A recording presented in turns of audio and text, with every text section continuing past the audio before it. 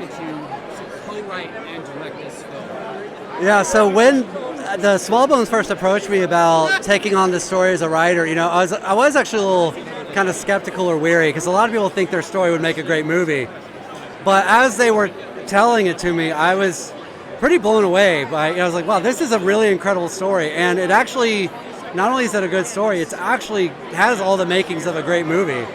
And so, I signed on, and then once I did, I just was in heart and soul. As a director, when you have some of these inspirational stories, how do you balance the inspiration with making it theatrical at the same time?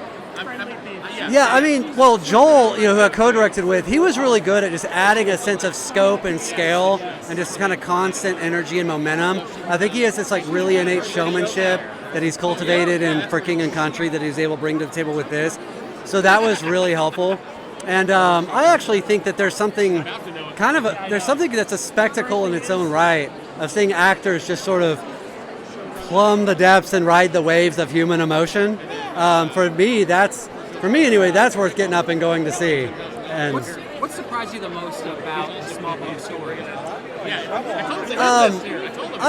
One of the things that just continues to move me, and I've seen it so many times, is the miracles in it. Just the way that they would pray and those prayers would be answered. It just seemed like, there was just a guiding hand and a divine hand on their journey through this whole time.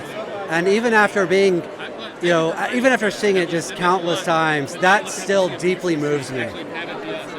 How important is it films like Unsung Hero make it to the theaters? I think it's really important. I think people are hungry again for stories where they really can relate with the people on screen, and that the story in the long run kind of provides an encouragement and an assurance that the struggle you're going through, it will pass. It's a season, and I think stories like this that encourage people, especially right now when families have been through so much the last few years. I think a story like this, I think it's needed because it's just really inspiring and uplifting and encouraging. Thank you so much. Yeah, absolutely.